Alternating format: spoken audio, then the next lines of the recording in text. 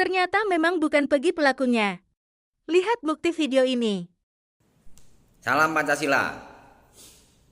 Saya peci merah AQ tinggi, ya kan. Jadi saya akan membantu mengungkap kasus pembunuhan Vina ini secara terang benderang.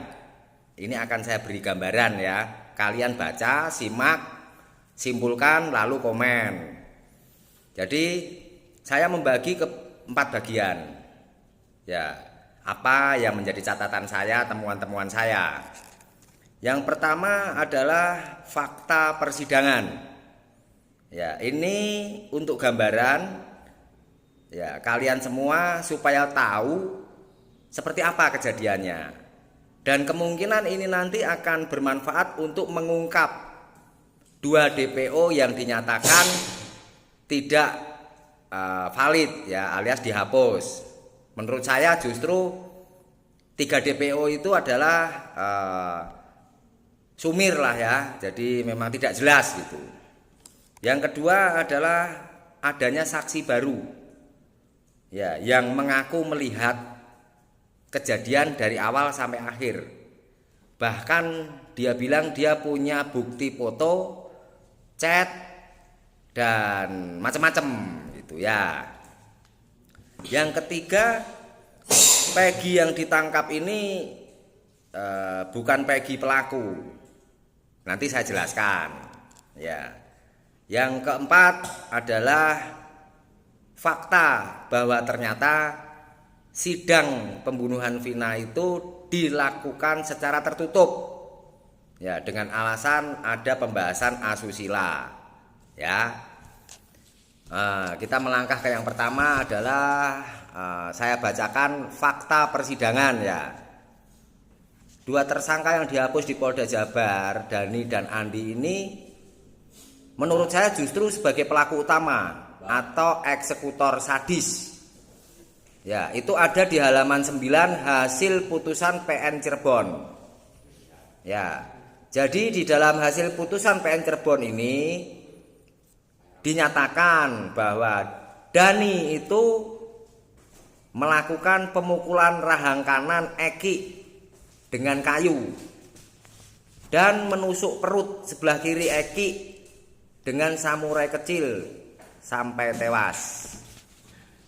Yang kedua, Andi ini memukul Vina di bagian belakang kepala sampai Vina ini tak sadarkan diri. Ya, kemudian Andi ini melucuti pakaian Vina dan menutup mulut Vina agar tidak bisa berteriak, lalu diperkosa beramai-ramai. Kemudian Andi ini menebaskan samurai kecil itu ke kaki kiri Vina dan memukul kaki kanan Vina dengan batu besar.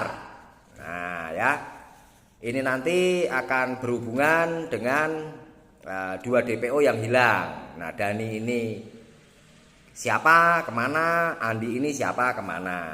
Nah, jika merunut dari berita acara dari PN Cirebon tadi ya, saya kemungkinan menduga bahwa Andi ini adalah Linda ya, dengan catatan Linda itu dalam wawancara di videonya Deddy Mulyadi, Linda mengaku nama depannya Andi ya, dan nama itu adalah Andi Marlinda Putri Utami ya. Ini salah satu acuan ya, bahwa tadi Andi itu melakukan tugas seperti layaknya wanita ya, melucuti pakaian Vina, lalu menyumpal dan lain-lain ya.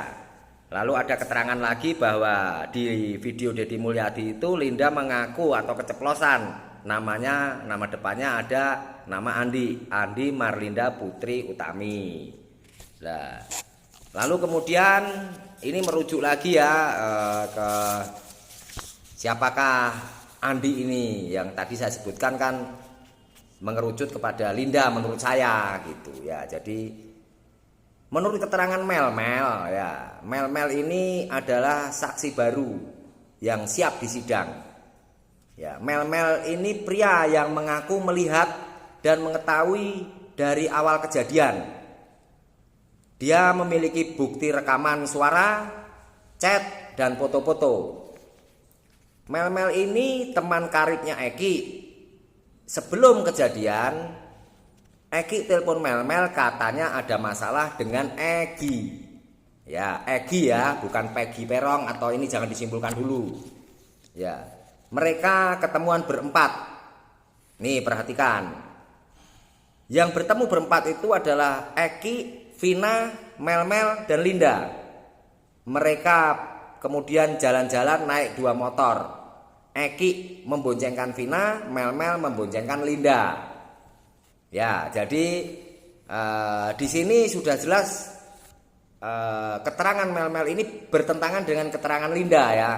Karena Linda bilang waktu kejadian dia di rumah. Ternyata keterangan Mel-Mel ini waktu kejadian Linda di TKP kan gitu bersama Mel-Mel ini.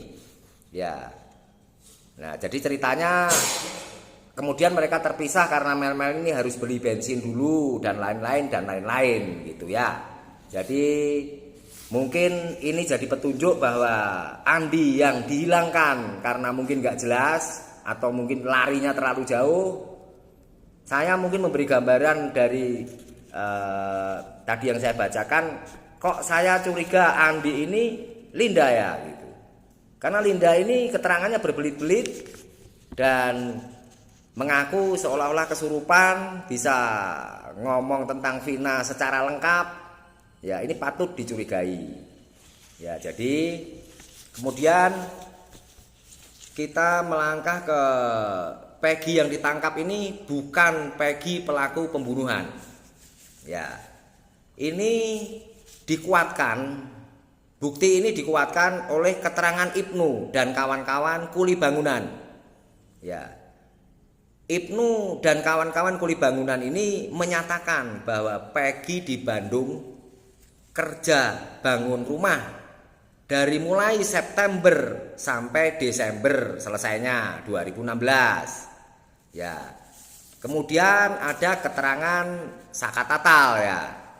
Jadi Saka Tatal ini sebelum Peggy ditangkap Polda Jabar, Saka Tatal sempat didatangi oleh polisi.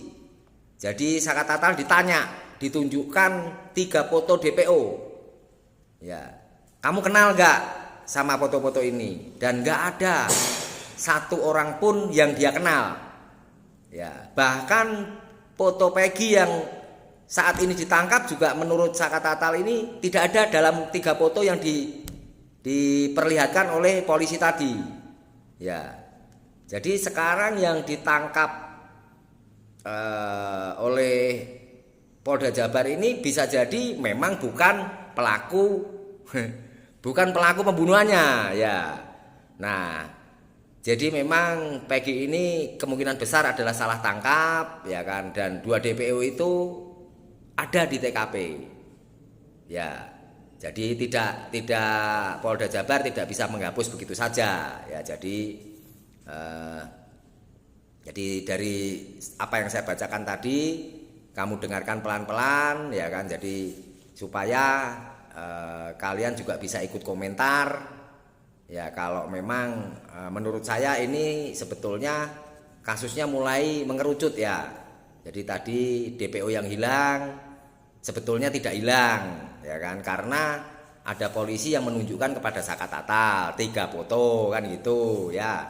Lalu di dalam foto itu tidak ada Peggy ya. Lalu tadi juga saya bacakan tentang Andi ini kemungkinan besar adalah Linda ya, dari cerita-cerita tadi. Silahkan diulangi kalau kurang jelas ya. Kalau sudah jelas silahkan komen atau ada pikiran sendiri atau temuan sendiri.